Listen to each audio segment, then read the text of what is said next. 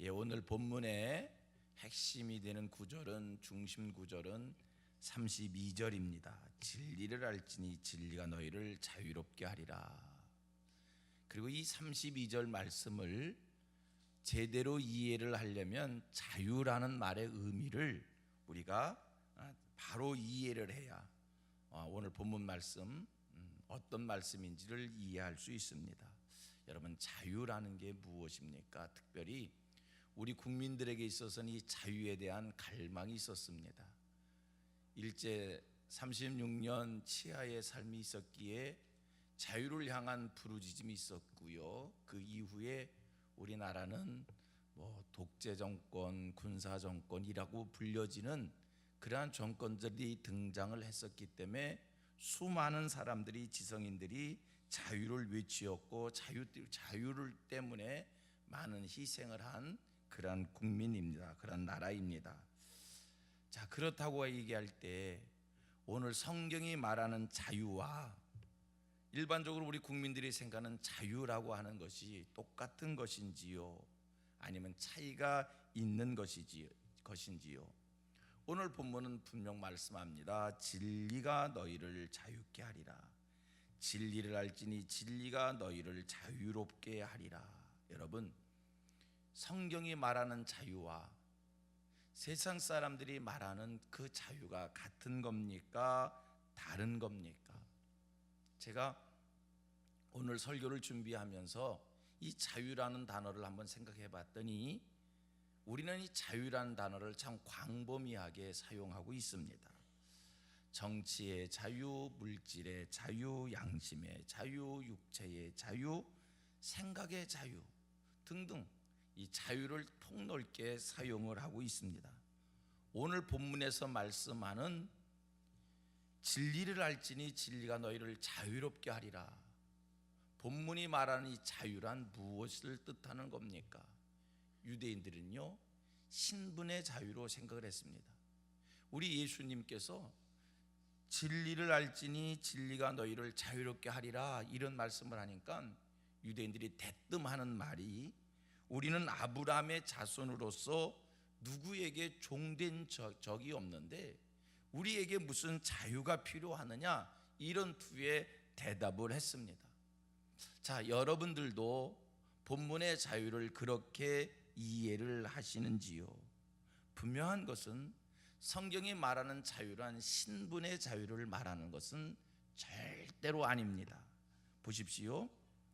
예수를 믿고 우리가 진리 안에 거한다고 해서 우리의 신분이 바뀌어집니까? 절대 바뀌는 것이 아닙니다.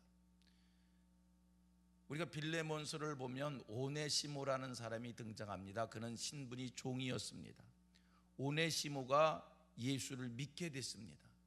오네시모가 예수를 믿으면서 종의 자리에 있다가 상전의 자리로 바뀌었습니까? 그렇지 않습니다. 오히려 성경이 그를 향한 권면의 말씀은 더 열심히 종의 일을 하라, 더 열심히 종의 일을 책임 있게 하라, 성실하라, 그렇게 말씀을 줬지 그의 신분을 바꿔주질 않았습니다.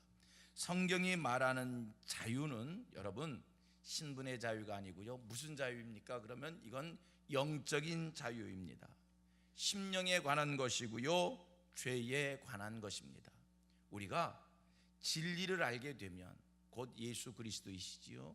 우리가 예수 그리스도를 만나게 되고 예수 그리스도를 체험하게 되고 예수 그리스도로 충만하게 되어지면 이 땅에서 살아가는 과정 속에 영적인 자유를 누리게 될 줄로 믿습니다.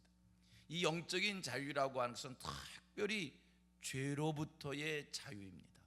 여러분, 영적인 자유를 누리게 되면 우리가 이 영적인 자유로부터 받는 축복이 얼마나 많은지 보십시오.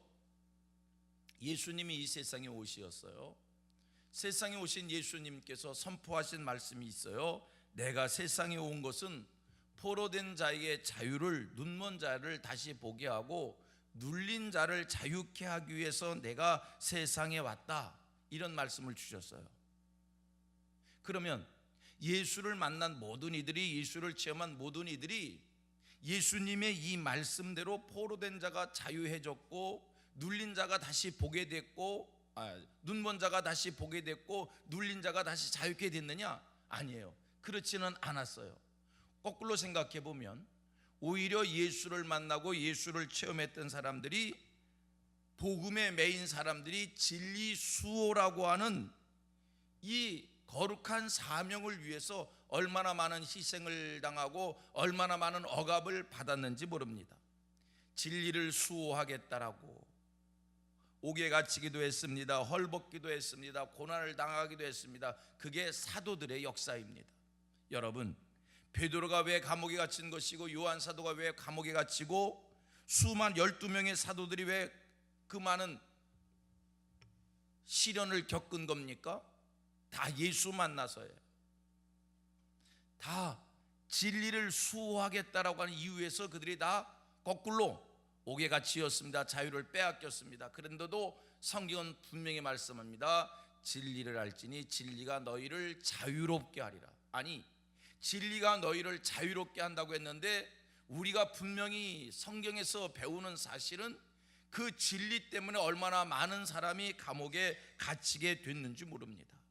오늘 본문이 얘기하는 이 자유는 뭐라고요? 심령의 자유입니다. 영적인 자유입니다. 소원하기는 우리 성민의 모든 권속들이, 오늘 이 자리에 예배하시는 여러 모든 이들이 진리를 통한 자유를 다 누릴 수 있게 되기를 축복합니다. 여러분,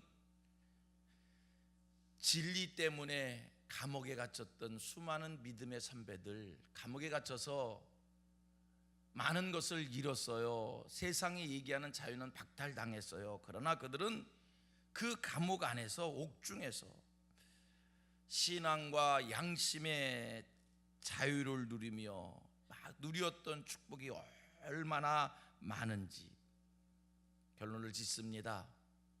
우리가 예수를 잘 믿게 되면, 진리이신 예수를 잘 믿게 되면, 진리이신 예수가 우리 마음에 충만히 거하게 되어지면, 여러분, 이 땅에 사는 동안 영적 자유를 누리는데 물질로부터 자유해지게 됩니다.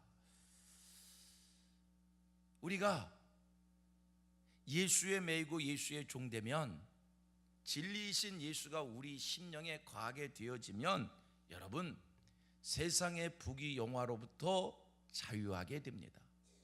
오늘 세상 사람들이 세상 사람들이 열심히 세상을 살면서 얼마나 고달프게 사는지 몰라요. 얼마나 힘들게 사는지 몰라요. 얼마나 어렵게 사는지 몰라요. 왜 세인들이 이 세상을 고달프게 살고 힘들게 살고 어렵게 사는가?